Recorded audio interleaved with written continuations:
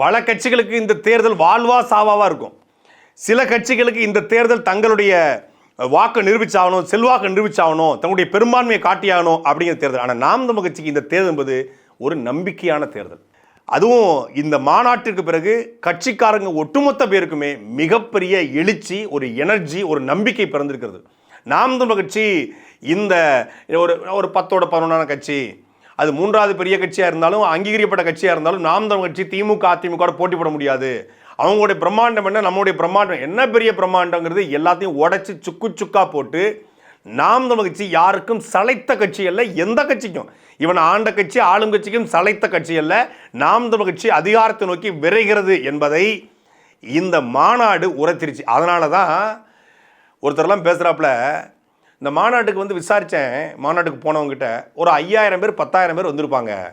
யாருக்கு மாநாட்டுக்கு வந்து மொத்தம் 44 பாக்ஸு, ஒரு பாக்ஸுக்கு மட்டும் 5000 சேரு. முதல் வருஷம் இருந்துச்சுல்ல, முதல் வருஷம் வெளி மாநிலம் வெளிநாடு ஊடக உறவுகள் நாம் தமிழர் கட்சி பொறுப்பாளர்கள் 4 பாக்ஸ் போட்டிருந்தோம் மேடைக்கு முன்னாடி. அந்த 4 பாக்ஸில் மட்டுமே கிட்டத்தட்ட போட்டிருந்த சேரை விட அதிகமான நபர்கள் உட்கார்ந்துருந்தாங்க தரையில் சுற்றி. அதில் மட்டுமே ஒரு 15,000 பேர் உட்கார்ந்துருப்பாங்க. அதாவது படித்தவன் சூதும் வாதும் செய்தால் போவான் போவான் ஐயோன்னு போவான்றார் பாரதி. நீங்கள் ஐயோன்னு போகக்கூடாதியா, நீங்கள் நல்லா வாழணும்.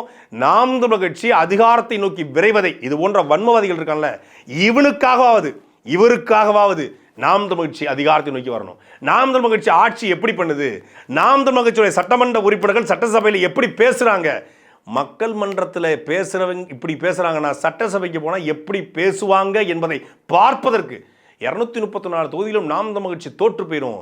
சீமானே தோற்று போயிடுவார். ஜாதகம் சொல்கிறான், ஜோதிடம் சொல்கிறான். 1.1 விழுக்காடு வாங்கின கட்சி இந்திய அரசியல அதுக்கப்புறம் நின்னதான் சரித்திரமே கிடையாது. 1.1 இன்னைக்கு 8.2. இன்னைக்கு இந்த மாநாட்டுக்கு வந்தது அரசியல் கருத்து கணிப்புகள், இந்த ப்ரீ போல் எக்ஸிட் போல்லாம் வாங்கல, இந்த மாதிரி கருத்து கணிப்புலாம் போடுவாங்களே, எல்லாருடைய மனநிலையும் பாதிக்கப்பட்டுருச்சு, மாறிடுச்சு, டோட்டலாக மாறிடுச்சு. ஸ்ட்ரென்த்தை காட்டிட்டாரு சீமான். இன்னும் பல்வேறு ஊர்களில் இருந்து வாகன வசதி செய்வதற்கு சரியான பொருளாதாரம் இல்லை.